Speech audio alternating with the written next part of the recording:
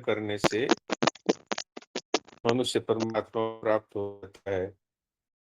तो इस पे ये बात हो सकती है, अभी ऐसा कौन है या ऐसे कौन जो इस तरह हित के लिए कर्म करते हुए परमात्मा को प्राप्त हो चुके। तो भगवान जनक आदि भाव है।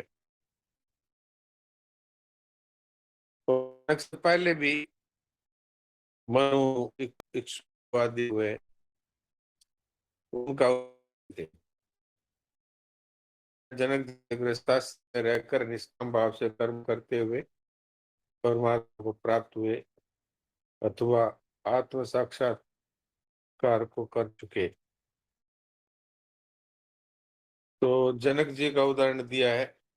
वैसे ही और दूसरे राजा जो परहित के लिए ही समस्त कार्य करते थे, अपने लिए राज्य का भोग करने के लिए नहीं। तो इसमें ये बात उठती है कि जो कर्म बांधने वाले होते हैं, उन्हीं कर्मों के द्वारा मनुष्य किस तरह मुक्त हो सकता है। तो महाराज जी बता रहे हैं कि वास्तव में चिन्मय परमात्मा की प्राप्ति जड़ कर्मों से नहीं होती। वास्तव में जो आसक्ति युक्त कर्म होते हैं वो ही बांधते हैं, बल्कि इच्छा वाले कर्म है वो ही बांधते हैं। जब मनुष्य फल की इच्छा और आसक्ति से रहित होकर कर्म करते हैं केवल सेवा की दृष्टि से, तो जड़ता जड़ता की तरफ चली जाती है, इसलिए चेतनता है वो स्वतः सिद्ध प्रकट हो जाती है। इस प्रकार परमात्मा तत्व के अनुभव में आने वाली जो जड़ता है उसको दूर करने के लिए ही यहाँ पर हित के लिए कर्म करने की बात कही जाती है। महाराज जी कहते हैं कि मनुष्य सांसारिक पदार्थों की प्राप्ति की तरह ही परमात्मा की प्राप्ति भी किसी विशेष कर्मों को करने से होगी। ऐसी जो धारणा है वो बिल्कुल सही धारणा नहीं। उदाहरण के लिए जैसे किसी बड़े मंत्री से मिलना हो तो भी बड़े मेहनत करनी पड़ती है, बड़ी सिफारिशें लगानी होती है, बहुत जानकारी करनी पड़ती है। मंत्री जी तक पहुंचना इतना सरल नहीं होता। तो फिर अनंत कोटि ब्रह्मांड नायक परमात्मा से मिलने में तो बहुत ही कठिनता होगी, अथवा बहुत ही तप व्रत जप पूजा पाठ और न जाने क्या क्या करना पड़ेगा। पर यह साधक की बहुत बड़ी भूल है, क्योंकि परमात्मा कर्मों से नहीं मिलते। छोटे या बड़े कर्म उनको प्राप्त कराने के लिए आवश्यक नहीं है, बल्कि कर्मों में जो ममता आसक्ति कामना इत्यादि है, इस बाधा को दूर करके जब वो कर्म केवल दूसरों के हित के लिए किए जाते हैं, तब जड़ता से संबंध विच्छेद होकर के और स्वरूप भूत परमात्मा का अनुभव हो जाता है। क्योंकि परमात्मा को कहीं से लाना नहीं है, वो पहले से ही मौजूद है। जिनको कहीं से लाना है, जिनको बनाना है, उनके लिए विशेष परिश्रम और कर्मों की आवश्यकता पड़ती है। परमात्मा के विषय में तो ये बात है कि परमात्मा मौजूद है और वहां मौजूद है जहां हम है। पर हमारी दृष्टि संसार और संसार के पदार्थों और उनके फलों की तरफ है, इसलिए परमात्मा की तरफ हमारी दृष्टि नहीं रहती। इसलिए मनुष्य चेतन परमात्मा को भी जड़ कर्मों के द्वारा प्राप्त करने की चेष्टा करता है और असफल होता है।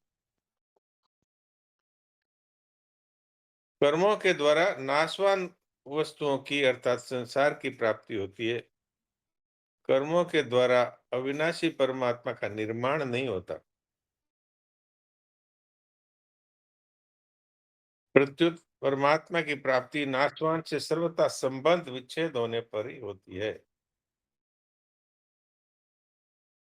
कर्मों से तो वही वस्तु प्राप्त होती है जिसका आरंभ और अंत होता है, क्योंकि कर्मों का भी आरंभ और अंत होता है। इसलिए कर्मों से जो फल मिलता है वो भी आरंभ और अंत वाला, अर्थात नित्य परिवर्तनशील असत ही होता है।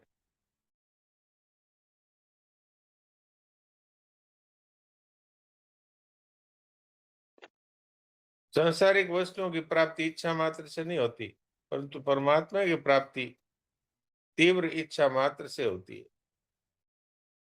बस उसमें शर्त इतनी है कि और कोई इच्छा ना हो।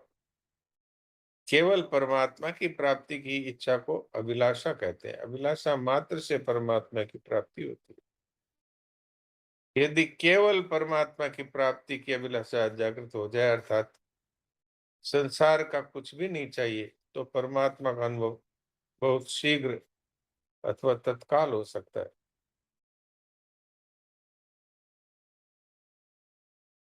सांसारिक भोग और इच्छाएं हैं, यही वास्तव में मनुष्य को स्वतः सिद्ध परमात्मा की तरफ दृष्टि नहीं होने देती।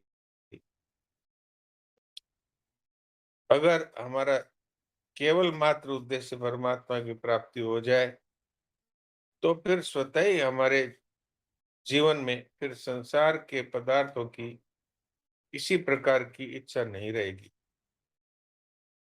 तो वास्तव में उद्देश्य की विशेष आवश्यकता है।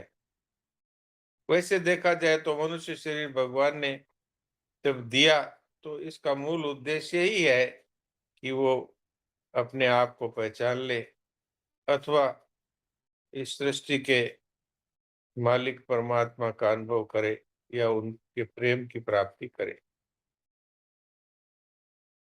ये मनुष्य जीवन का उद्देश्य पहले से बना हुआ ही है।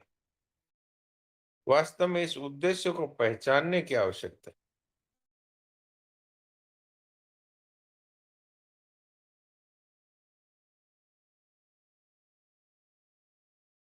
अब लोक संग्रह की बात महाराज जी बताते हैं। लोक संग्रह का तात्पर्य है लोक मर्यादा को सुरक्षित रखने के लिए लोगों को असत संसार से विमुख करके सत परमात्मा के सम्मुख करने की जो लगन है, अथवा उसके लिए जो करना और कहना है, ये सब का सब वास्तव में सबसे बड़ा हितकारक कर्म है, क्योंकि इसी के लिए मनुष्य जीवन मिला है। इसको ही गीता में यज्ञार्थ कर्म कहा गया है। अपने आचरण और वचनों से लोगों को असत संसार और शरीर से विमुख करके सत परमात्मा के सम्मुख कर देना, ये सबसे बड़ी सेवा है।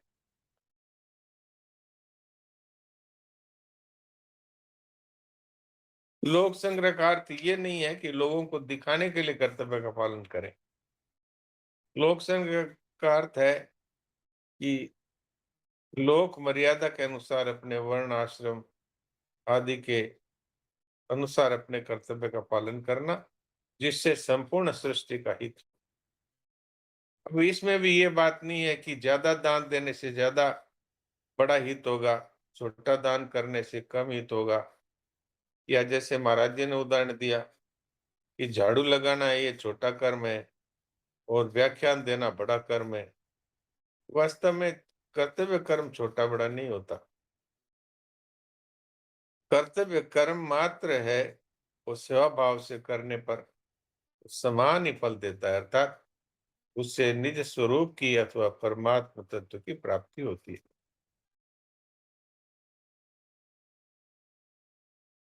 और ये कर्मयोग के विषय में बहुत ही महत्वपूर्ण बात, जो पहले भी हमारे बीच में इस बात का वर्णन हो चुका है, फिर महाराज जी इसको फिर भी बताते हैं कि किसी भी मनुष्य का जीवन संसार की सहायता के बिना नहीं चल सकता। शरीर संसार से मिलता है, अर्थात माता पिता से मिलता है, और विद्या योग्यता शिक्षा आदि गुरुजनों से मिलती है। जो अन्न ग्रहण करते हैं वो किसान के द्वारा उत्पन्न किया होता है। जो वस्त्र पहनते हैं वो भी पृथ्वी से उत्पन्न होता है। जिस मकान में रहते हैं वो भी किसी दूसरे के द्वारा निर्माण किया हुआ है। जिस सड़क पर चलते हैं वह दूसरों के द्वारा बनाई हुई होती है। तो मनुष्य का जीवन निर्वाह दूसरों के बिना हो ही नहीं सकता। इसलिए हमारे ऊपर पूरे संसार का ऋण है। इसलिए मनुष्य को चाहिए इस ऋण को उतारने के लिए भाई यथाशक्ति दूसरों की सेवा करे, अर्थात निष्काम भाव से कर्म करे, सबके हित की दृष्टि से कर्म करे। तो जो कर्म बांधने वाले होते हैं ममता और आसक्ति के कारण, वही कर्म जब ममता, आसक्ति और स्वार्थ रहित होकर केवल दूसरों के लिए हित के लिए किए जाते हैं, तो मनुष्य हाँ, ऋण से मुक्त होकर परमात्म तत्व को प्राप्त कर लेता कुठं होतं? है। नाही लोगों के बघितलं बीच असेल में काय ये माहिती. भ्रम भी है कि कर्मों से कोई परमात्मा की प्राप्ति हेडफोन अथवा घेतलं फुल. मुक्ति थोड़ी हो सकती है। तो भगवान यहाँ साफ-साफ कहते हैं, कर्म नैव हि संसिद्धि। आई ते नंतर केवल भेटतील. कर्म करने मात्र से ही अगर वो केवल लोक हितार्थ किया काम जाए तो अजूनही उसी से भी, येतील मी सांगते. केवल उसी से ही जनकादि बड़े-बड़े महापुरुष हुए। तो इसी तरह से हर व्यक्ति कर्मयोग के द्वारा मुक्त हो सकता है। कर्मयोग मुक्ति का स्वतंत्र साधन है।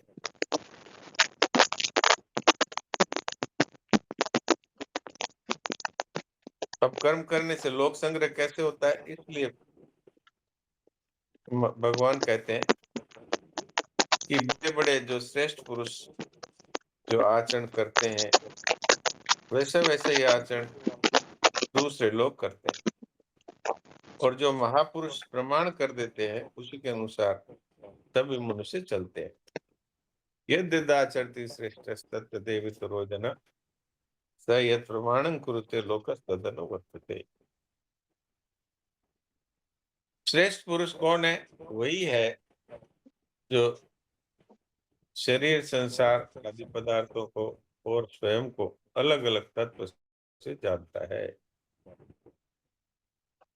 तत्व से जानना क्या है? कि शरीर, इंद्रियां, मन, बुद्धि, धन, कुटुंब, जमीन आदि सब पदार्थ संसार के हैं, अपने नहीं।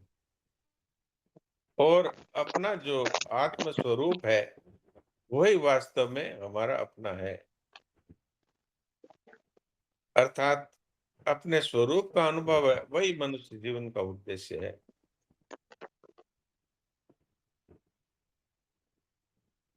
अब इसमें भी एक सूक्ष्म बात और बताई है महाराज जी ने कि त्याग, वैराग्य, प्रेम, ज्ञान, सद्गुण आदि इसको भी साधक अपना नहीं मानता।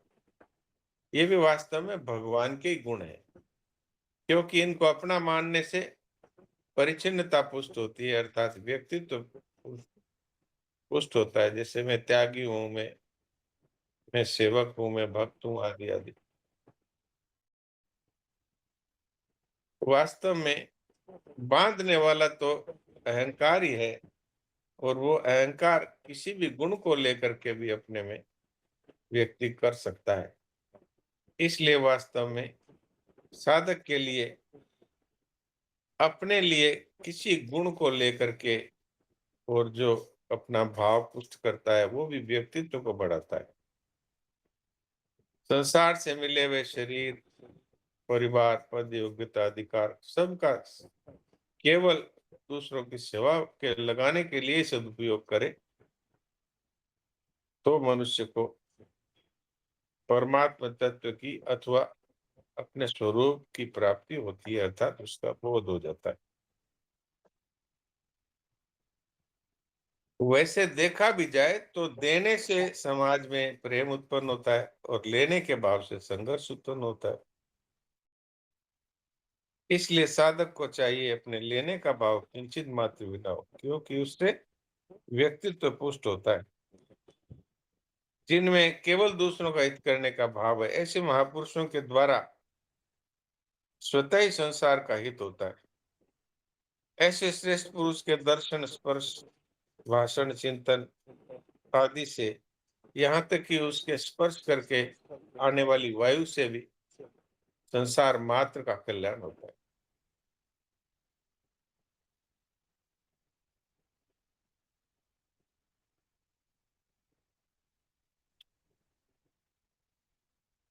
तो अब कोई विशेष बात हो तो चलाइए, मूल मूल बातें आपकी सेवा में रखिए। प्रणाम डॉक्टर साहब। प्रणाम। अच्छा, यहाँ जैसे एक बात आई है, जैसे श्रेष्ठ पुरुष दो प्रकार के होते हैं, अवधूत हाँ, कोटि के और आचार्य कोटि के। तो हाँ आचार्य जी। कोटि का तो पूरा वर्णन आया है इसमें, और अवधूत कोटि का थोड़ा आप समझाइए। हाँ, ये मैंने अभी इसीलिए इस विषय में चर्चा ही नहीं की, क्योंकि ये कोई विशेष जानने योग्य बात नहीं है, लेकिन आपने पूछ ली तो बताते हैं। जैसे आप गीता भवन स्वर्गाश्रम ऋषिकेश जाते थे क्या? हाँ, गया हुआ हूँ। हाँ, तो वहाँ जो रामझूला के उस तरफ जो टीबड़ी है, जहाँ पर बहुत सारे पत्थर पड़े हैं गंगा किनारे, एकदम सुनसान निर्जन सी जगह है। जी। लक्ष्मण झूला के रास्ते में चलते हैं तो बाई तरफ, तो वहाँ एक तो लक्ष्मण झूला का रास्ता है, वो ऊपर स्वर्गाश्रम से, वो जो वहां से है, और एक ये राम झूला के पास से शॉर्टकट है। तो इधर राम झूला के पास से जब लक्ष्मण झूला की तरफ आगे चलते हैं, तब वहां बाई तरफ सुनसान जगह है, बड़े बड़े पत्थर है, और वहां पर रेत है, गंगा जी का सुनसान किनारा है। वहां पर पहले एक अवधूत रहते थे, वो ऐसे ही लंगोटी लगाकर पड़े रहते थे, और न तो कोई विशेष रूप से कोई गंगा स्नान करना, अथवा कोई विशेष कोई आश्रम बनाकर रहना, सत्संग कराना इत्यादि नहीं था। मस्तराम बाबा के नाम से वो जाने जाते थे।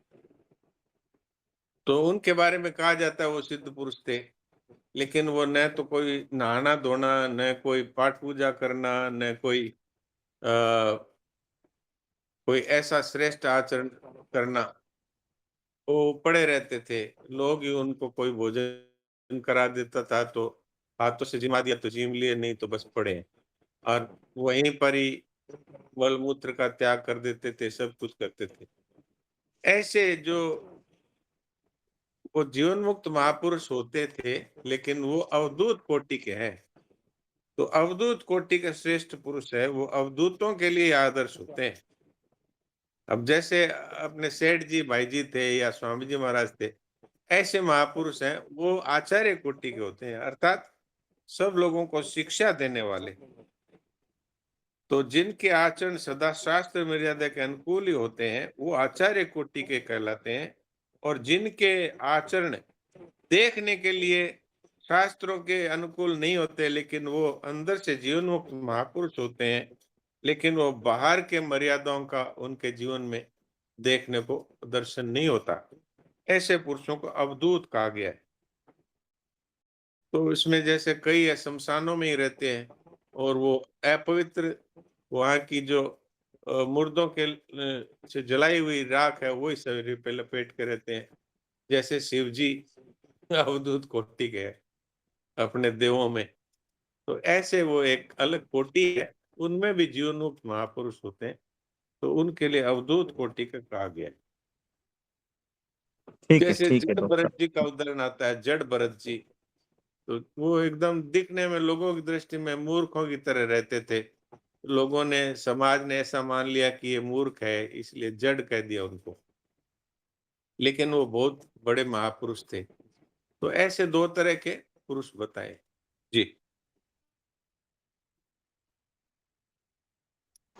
तो इसीलिए इसका उल्लेख नहीं करा भाई, इसकी हम लोगों को जरूरत हाँ, नहीं है इसलिए जानने की। इसलिए यहाँ पर ज्यादा अवधूत कोटि की बात कही नहीं। और मैंने भी ये इसके विषय में कुछ बोला नहीं था, पर इन्होंने पूछ लिया तो जो कुछ जो संतों से सुना है, और जो कुछ देखने को मिला था थोड़ा बहुत, तो वो आपकी सेवा में रख दिया। लेकिन उनमें भी बड़े उच्च कोटि के महापुरुष हुए, इसलिए अवधूत कोटि का भी वर्णन महाराज जी ने थोड़ा सा उल्लेख मात्र किया है। आचार्य कोटि का बताया है, तो इसका उदाहरण भी मैंने बता दिया। सेठ जी है, स्वामी जी महाराज हैं, जो महापुरुष होते हुए भी मर्यादाओं का इतना ख्याल रखते थे कि उनके किसी भी वचन से या किसी भी क्रियाकलाप से किसी पर उल्टा प्रभाव न पड़ जाए। तो ऐसे जो महापुरुष होते हैं वो होते हैं आचार्य कोटि के महापुरुष। ठीक है डॉक्टर साहब, बहुत बढ़िया से समझा दिया आपने। जी जी जी। हाँ महाराज जी, राम राम। राम राम। महाराज जी, अवधूत कोटि के जो महापुरुष है उससे जन सामान्य को कोई शिक्षा नहीं मिलता है? वो लोग जन सामान्य के लिए कोई प्रेरणा का स्रोत नहीं होते हैं?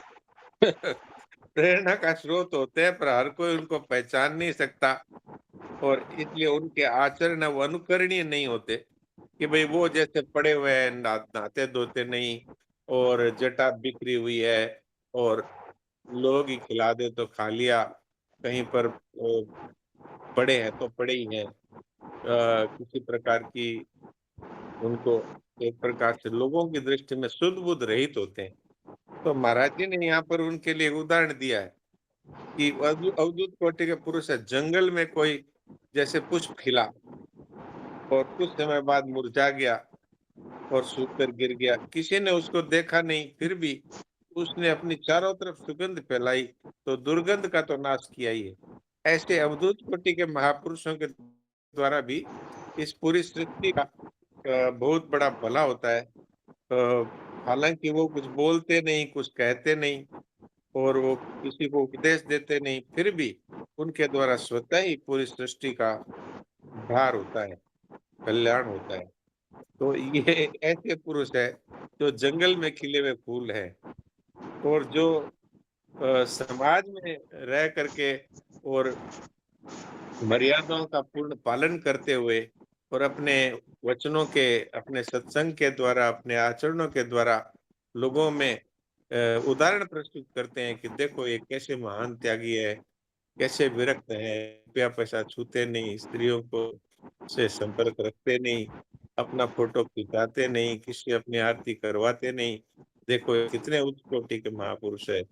देखो ये गृहस्थ में रहते हुए भी इन्होंने गीता प्रेस की स्थापना कर दी, इन्होंने गोविंद भवन जैसे सत्संग भवन कलकत्ता में खड़े कर दिए, जिन्होंने चूरू में ऋषिकुल ब्रह्मचाश्रम जैसे स्कूल बनवा दिए, कितने बड़े बड़े कार्य कर दिए। दिखने में तो ये साधारण सेठ दिखते हैं, लेकिन इनके द्वारा कितना उद्धार हुआ है और अपने वचनों से किस तरह से इन्होंने जन साधारण को प्रभावित करके उनको परमात्मा की तरफ लगा दिया। तो ऐसे दो तरह के, ये आचार्य कोटि के हैं और वो अवधूत कोटि के हैं। जी। तो महाराज जी, अवधूत कोटि जो पूरा एकांत में रहते हैं तो उनको कोई कभी कभी महाप्रसाद नहीं खिलाया तो फिर वो तो उनका शरीर का अंत भी हो सकता है ऐसे? हो सकता है हो सकता है, पर भगवान ध्यान रखते हैं ना। मैंने देखा है, लोग जाते थे मस्तराम बाबा को, बड़े अच्छे अच्छे पकवान उनके मुंह में डालते थे और वो आंखें बंद किए ही खा लेते थे और उनको कोई परवाह नहीं थी। तो ऐसे भगवान करते हैं सबके जीवन का निर्वाह की व्यवस्था। अजगर करे न चाकरी, पंछी करे न काम, दास मुलुका कह गए सबके दाता राम। तो महापुरुषों का तो भगवान विशेष ध्यान रखते ही हैं, बल्कि जीव मात्र का चींटी को कण देत राम जी, हाथी मण भर खाए, तो सभी की व्यवस्था भगवान करते हैं। जी। जी नारायण नारायण जी। एक नारायण। प्रश्न पूछना था, थोड़ा बड़ा सा है और इससे प्रसंग से हटके भी हो सकता है, रिलेटेड भी हो सकता है। हम इतनी बड़ी बड़ी चीजें समझ रहे हैं, लेकिन एक्चुअली कर्तव्य कर्म क्या होता है? कल आपने एक कर्तव्य अकर्तव्य का मुझे बहुत अच्छे से समझाया था। तो जैसे एक शॉर्ट में बताओ तो, जैसे बेटी को हम अभी पढ़ाते लिखाते इतना है कि उसको घर काम करने ही नहीं देते, तो उसका परिणाम क्या होता है? जब ससुराल में जब वो जाती है, तब उसको वहां पे फिर वो तकलीफ होती है नॉर्मल काम करने में के लिए भी, क्योंकि वो इंडिपेंडेंट हो गई। वैसे ही अगर लड़का काम कर रहा है, कोई वो आईएएस की पढ़ाई या सीएस कर रहा है, तो उसको हम ग्लास भी उठाने नहीं देते। मेरा बच्चा तो पढ़ रहा है, वो इतना प्रगति करेगा। तो माता हम अपना उसको कर्तव्य समझ रहे हैं बाबूजी, लेकिन वो हो रहा है अकर्तव्य, उनको भगवान की तरफ ना लेकर जाते वक्त संसार की तरफ। और वैसे ही कल स्वामी जी के भाषण में कल उनका जो हमने सुना, उसमें उन्होंने बोला कि हम जो citizens रहते हैं उन लोग जो अभी काम करते हैं they are like unpaid labourers. बच्चे क्योंकि काम पे जा रहे हैं तो उनके बच्चों को संभालना, लेकिन कहीं ना कहीं इनसिक्योरिटी रहती है, इस वजह से वो काम कर रहे रहते हैं। तो एक्चुअल कर्तव्य हमारे लिए क्या हो गया, मतलब ये बेसिक शब्द जो है ना कर्तव्य का, उसका अर्थ हर पॉइंट ऑफ व्यू से समझना था। सीनियर सिटीजन या एक मदर के पॉइंट ऑफ व्यू से, एक वाइफ के पॉइंट ऑफ व्यू से, एक बेटे के पॉइंट ऑफ व्यू से, वास्तविक कर्तव्य। और डॉक्टर साहब म्यूट खोल देना, वो आवाज गूंज रही थी, मैंने इसलिए बंद करा था आपको। ठीक है, ठीक है। वास्तविक कर्तव्य का मतलब होता है, कर्तव्य का वास्तविक अर्थ है जो शास्त्र के अनुसार, लोक मर्यादा के अनुसार करना उचित है, वो कर्तव्य कहलाता है। और जो हम कर सकते हैं, ये दोनों बातें होनी चाहिए कि जो करना चाहिए शास्त्र के अनुसार, मर्यादा के अनुसार, और जो हम कर सकते हैं उसको कर्तव्य कहा है। और जो नहीं करना चाहिए शास्त्रों के अनुसार, मर्यादा के अनुसार, और जिसको हम नहीं कर सकते, वो अकर्तव्य कहलाता है। अब रही बात ये बच्चियों के विषय में कि उनको हम आगे से आगे जॉब कराने की दृष्टि से पढ़ाते हैं, घर का काम धंधा सिखाते नहीं, तो वो आगे जा करके ससुराल में उनसे पूछा जाता है कि बेटी तुम कुछ बनाना जानती हो क्या? तो वो कहते हैं मैं चाय बनाना जानती हूँ। तो ऐसी हालत है, वो भी उचित नहीं है। कोई माताओं का ये कर्तव्य बनता है कि गृहिणी है, इसलिए एक नंबर यही बात है कि उनको गृह कार्य सिखाया जाए, क्योंकि गृह का प्रबंध गृहिणी करती है और बाहर का प्रबंध पुरुष करते हैं। तो पुरुषों को भी सीखना चाहिए घर का काम, क्योंकि कब क्या जरूरत पड़ जाए। तो रसोई बनाना भी पुरुषों को सीखना चाहिए, और बाहर के कार्य है वो भी कैसे कैसे व्यवहार करना है, कैसे बर्ताव करना है, कैसे सबके साथ में बोलना, चलना, उठना, बैठना है, ये पुरुषों को, स्त्रियों को, सबको सीखना चाहिए। और पुरुषों को वास्तव में व्यवसाय संबंधी कार्य विशेषता से सीखना चाहिए, लेकिन साथ में घर में भी अगर मौका लग जाए तो खुद रसोई बनाना जाने, खुद अपने कपड़े धोना जाने, खुद अपने बर्तन साफ करना जाने, ये भी जरूर सीखना चाहिए। तो कर्तव्य वही है जिससे हम दूसरों की सेवा कर सकें। तो इसलिए ये जो बात होती है कि लड़कों को तो कोई काम करने के लिए माताएं बाध्य नहीं करती और लड़कियों के लिए पीछे पड़ी रहती है, तो ये भी गलत है। लेकिन सबको ही सब बातें सिखानी चाहिए, ताकि अम, कभी भविष्य में ऐसी स्थिति आ जाए कि अब रोटी बनाने वाली पत्नी की शरीर शांत हो गया, तो वो स्वयं अपना बना करके खा सके, अपने कपड़े स्वयं धो सके, स्वावलंबी हो सके। तो इसलिए दोनों को ही इस दृष्टि से कार्य सिखाना चाहिए कि लोक हित हो। और जो आजकल ये फैशन चला हुआ है कि लड़कियां हैं वो पुरुषों की तरह ही ऑफिसों में काम करने के लिए उनको तैयार किया जाता है, ये शास्त्र मर्यादा विरुद्ध है। तो वास्तव में अगर सनातन संस्कृति को जीवित रखना है, तो स्त्रियों को गृहिणी के रूप में माताओं को तैयार करना चाहिए। हाँ, जितनी आवश्यक शिक्षा है उतनी घर में रह करके उनको शिक्षा दी जाए, और जितनी पढ़ाई स्कूल में हो जाती है उतनी दी जाए। बाद में उच्च शिक्षा प्राप्त करनी है तो वो घर में ही प्राइवेट परीक्षा दे करके और उसको पास करे, तो बहुत अच्छा है, ताकि उनको हमेशा अपने गृहिणी होने का अनुभव होता रहे। ये मैं संतों की बताई हुई मर्यादा आपके सामने मैंने रखी है। नारायण। राम प्रणाम जी सर। राम राम। आप जो कह रहे हैं वो बात तो अब सत्संग करके इतने सालों में तब समझ आई है ना। पहले तो खुद के भी दिमाग में उसी चीज की इम्पोर्टेंस थी, और बच्ची को भी वही उसी हिसाब से उनके फीड करे हैं बीज। तो ये तो बात पहले, मतलब अब इतना सत्संग करके अब हमें समझ में आ रही है। तो अब क्या करें उसके लिए? अब सुधारो भाई, जब बिगड़ी जो बिगड़ गई, अब जितना सुधर सके उतने सुधारो, और क्या उपाय है? उनको बच्चों को सत्संग में लगाओ और सत्संग की बातें समझाओ, और उनको अपने कर्तव्य है उनको सही रास्ता दिखाओ। नहीं तो आजकल कॉलेजों में क्या सिखाया जाता है और कुसंग कितना जबरदस्त है, इसको आप जानते होंगे, मैंने तो देखा हुआ भी है। तो इसलिए जहां तक हो सके तो घर में वो भी है बचपन के, लेकिन मतलब ये जो आप कह रही हैं कि सिर्फ गृहिणी होने का वो मतलब उतना एक सिर्फ वो ही नहीं है, उसके साथ है, लेकिन इम्पोर्टेंस उस चीज की भी है कि भाई स्वावलंबी होना चाहिए, अच्छी जॉब होनी चाहिए, उस चीज की भी इम्पोर्टेंस है, सिर्फ गृहिणी होने की वो चीज नहीं। तो मैं ये पूछ रही थी आज के परिप्रेक्ष्य में क्या ये गलत है?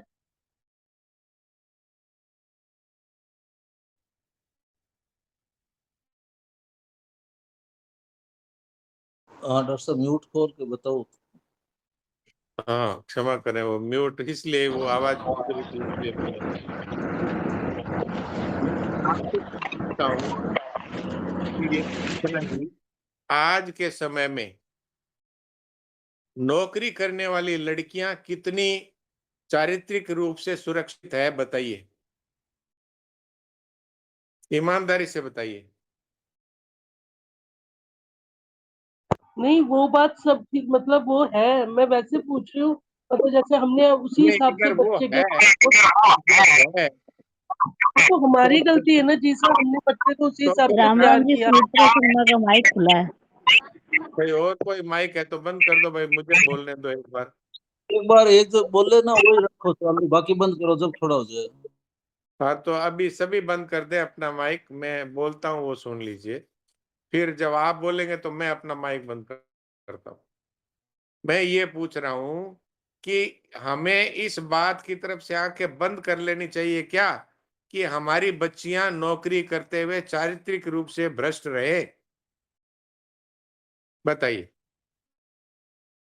वो नौकरी की बात नहीं करी, वो मान लो घर पे रह के ही करे, अपना ऑफिस खोले, कुछ भी करे, लेकिन मतलब उस चीज की इम्पोर्टेंस बता रही हूँ कि गृहिणी होने की इम्पोर्टेंस कम ही लगती है कि वो तो काम भाई मेड कर लेगी, अपने ये करते हैं, ये चीज हमने भरी है बच्चे में। ये बात गलत है, वास्तव ये जो भरा गया ये गलत है। हाँ, घर पे रह करके अपनी पढ़ाई पूरी करी जाए, जॉब करने के लिए उसको न किया जाए। जॉब तो अपना है गृहिणी, और वो जो पढ़ाई है वो इसलिए की जाए घर में रहते हुए भी। हमारे भी बच्चे हैं, लड़कियां हैं दो, उनको घर में ही पढ़ाया गया, खाली स्कूल की पढ़ाई कर दी, उसके बाद में उनको घर में ही रख करके पढ़ाया गया है। अब वो बीए एमए तक पढ़ी है, तो वो उनको नौकरी करने का उद्देश्य ही नहीं रखा शुरू से ही। भाई ये गृहिणी होना है अपने को, शिक्षा इसलिए दी जाती है कि मान लो कोई ऐसा हो जाए कि भाई पति का शरीर शांत हो गया, अब क्या करें, तो भूखा नहीं मरे, परिवार की भी वो अपने विद्या के द्वारा परिवार की भी आय का एक स्रोत बन जाए, इसलिए पढ़ाया गया। पहले राजाओं के जमाने में भी बच्चियों को शिक्षा दी जाती थी, लेकिन वो इसलिए दी जाती थी कि समय पर कोई ऐसी स्थिति आ जाए तो वो क्षत्रिय की तरह लड़ भी सके। तो जैसे महारानी लक्ष्मीबाई का नाम आता है, ये इनको पढ़ाया भी गया, इनको शस्त्र विद्या भी सिखाई गई। तो घर में रह करके सब कुछ सिखाया जा सकता है, लेकिन हमारा उद्देश्य जॉब करके धन कमाना है, ये स्त्रियों को नहीं रखना चाहिए, ये पुरुषों के लिए रखना उचित है। ये शास्त्रों की बात कह रहा हूँ। जी ये बिल्कुल भाई ठीक है जिन्होंने जी अपना साहब, वो माइक तो खोल दिया, आपका जो है वो तो आप थे ना वहाँ, हम तो खुद ही 10-15 साल से सीरियस हुए हैं सत्संग में, तो बच्चे को तो हमने वो आपकी बात ठीक है, ठीक है जी साहब, प्रणाम, नारायण नारायण। ठीक है, समझ में आ गई तो अच्छी बात है, नहीं तो मैंने तो संतों के और शास्त्रों के मर्यादा के अनुसार बात कही है। बाकी आप जैसा उचित समझे वैसा करें। नारायण नारायण।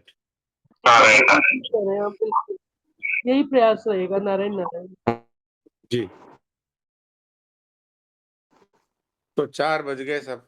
हाँ समय हो गया तो अच्छा, मैं आज वाले में प्रसंग में आया था कि ये भोग और संग्रह वाली बात आती है हर जगह, जैसे बाधक है, और फिर उद्देश्य लक्ष्य की बात आती है, तो अब हम को जो रिटायर हो गए हैं तो अभी हम जैसे उद्देश्य दृढ़ रखे हैं तो थोड़ा रया खया भोग संग्रह वो मिट जाएगा क्या? हो बिल्कुल, केवल भगवान के प्राप्ति का उद्देश्य रखें तो इस उद्देश्य में इतनी ताकत है कि स्वतः ही भोगों की तरफ आकर्षण समाप्त हो जाता है इसके कारण से। जैसे व्यापारी का धन कमाने का उद्देश्य है, तो वो किसी प्रकार के सुविधा और अपने लिए नहीं खोजता। वो मैंने कई बार उदाहरण दिया है कि ग्राहक आ रहे हैं, रुपए मिल रहे हैं, तो भोजन आया हुआ पड़ा है, बड़ा स्वादिष्ट भोजन घर से आया हुआ है, भूख भी लगी हुई है, पर वो उस तरफ देखता ही नहीं, वो रुपए इकट्ठे करता है। ऐसे ही अपने भगवान की प्राप्ति का उद्देश्य हो जाए तो भोग और संग्रह अपने आप ही फीके पड़ जाएंगे। हाँ, जी। तो डॉक्टर साहब मतलब सावधानी तो पूरी रखें और बाकी मतलब उसकी तरफ से मतलब एकदम चिंता ना करें भाई, उधर जैसे मतलब इस भोग और इसमें लक्ष्य उद्देश्य में दृढ़ता रखें पूरी। बस, बस यही बात है। उद्देश्य की दृढ़ता होने से महाराज जी कहा करते थे 15 ना काम हो गया। ठीक है डॉक्टर साहब, एक छोटा सा भजन सुना दो, समय तो हो रहा है। हाँ, जी, जी, जी।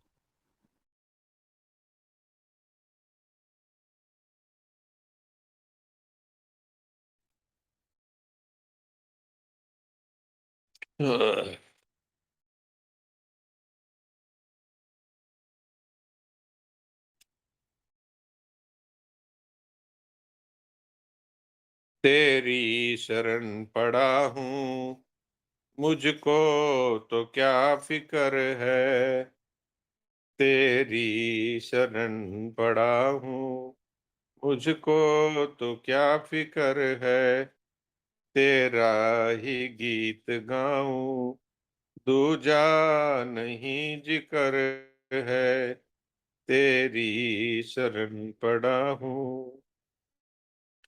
जो दिखता जगत में आता है काल सबको, जो दिखता जगत में आता है काल सबको, वह काल उनसे डर पे जिस पे तेरी महर है, वह काल उनसे डर पे जिस पे तेरी महर है, तेरी शरण पड़ा हूँ, मुझको तो क्या फ़िक्र है, तेरा ही गीत गाऊँ, दूजा नहीं जिक्र है। मैं हूँ सदा ही तेरा, बिन मोल का हूँ चेहरा, कुछ भी करो करा लो, मेरा नहीं उजर है, कुछ भी करो करा लो, मेरा नहीं उजर है, तेरी शरण पड़ा हूँ। व्यापक सभी जगत में तू ही झलक रहा है, व्यापक सभी जगत में तू ही झलक रहा है, तुमको न कोई जाने, तुमको न कोई जाने, सबकी तुम्हें खबर है, तेरी शरण पड़ा हूँ, मुझको तो क्या फ़िक्र है, तेरा ही अंश हूँ मैं, हकदार तेरे दर का, तेरा ही अंश हूँ मैं, हकदार तेरे दर का, तेरी ही गोद में हूँ, अब ना किसी का डर है, तेरी ही गोद में हूँ, अब ना किसी का डर है, तेरी शरण पड़ा हूँ, मुझको तो क्या फ़िक्र है, तेरा ही गीत गाऊँ, दूजा नहीं जिक्र है, तेरी शरण पड़ा हूँ। नारायण, नारायण, तेरी शरण पड़ा हूँ, मुझे क्या फिक्र है, पूरी तरह नारायण। शरणागति का हो गया डॉक्टर साहब। यही उपाय है लास्ट, हम्म। और यही उपाय है फर्स्ट। डॉक्टर साहब थोड़ी जो बोलते हो ना बाकी कड़ियों का थोड़ा 2-3 मिनट और जैसे लगता तो है, बाकी थोड़ा और सार रूप से अभी भी बता दो और आगे भी बता दिया करो, जिससे पूरा तरह समझ में आ जाए कि जो बोल आए हैं। हाँ, ठीक बात है। ठीक, आगे से ये ध्यान रखते हैं। बहुत अच्छा। तो भगवान की जो शरण पड़ जाता है, भगवान के शरणों में पड़ा रहता है, उसको किसी प्रकार का फिर चिंता फिक्र नहीं रहता, क्योंकि वो तो केवल भगवान के भजन करता है, उसको दूजा कोई बातचीत उसको जिक्र करना ही नहीं है। यहाँ संसार में जो कुछ दिखता है, उस सब को काल खा रहा है, और वो काल उनसे डरता है जिस पर भगवान की कृपा होती है। साधक कहता है, मैं हूं सदा ही तेरा, बिन मोल का हूं चेहरा, कुछ भी करो करा लो, मेरा नहीं उजर है। मेरी तरफ से कोई शिकायत नहीं है, जो चाहो मुझसे करवा लो, मैं तो आपका बिना मोल का खरीदा हुआ सेवक हूँ, गुलाम हूँ। आप सारे संसार में व्याप्त हैं, आप ही की झलक सब जगह आ रही है। अगर आपको कोई नहीं जाने तो नहीं जाने, लेकिन आपको तो सबकी खबर रहती है। और मैं तेरा अंश हूँ, और मैं तेरे घर आने का हकदार भी हूँ। तेरा ही अंश हूँ मैं, हकदार तेरे दर का। तेरी ही गोद में हूँ, अब ना किसी का डर है। जैसे बच्चा माँ की गोद में रहता है तो उसको किसी का डर नहीं रहता, इसी तरह से हम भगवान की गोदी में हैं। ऐसा अगर हम स्वीकार कर ले तो फिर सब तरह के डर मिट जाते हैं। नारायण नारायण नारायण। बहुत सुंदर, बहुत बढ़िया। हाँ जी, रामानुज भाई जी जय बोलो। सियावर रामचंद्र भगवान की जय। मोर मुकुटवंशी वाले की जय। गोविंद गोपाल की जय। गीता गंगा गौ माता की जय। साधक संजीवनी माता की जय। सभी महापुरुषों की जय। सभी को राम राम नाम राम, धन्यवाद, बहुत बहुत धन्यवाद। नारायण जी को सभी को प्रणाम, राम राम। नारायण सबको राम राम, प्रणाम। सबको राधे राधे, प्रणाम, राम सभी को राम राम, राम राम राम राम। राम, सीताराम राधे राधे सीताराम, राधे राधे राधे। राधे राधे राधे राधे। राधे राधे राधे। श्री राम, जय श्री राम, जय श्री राम, जय श्री राम।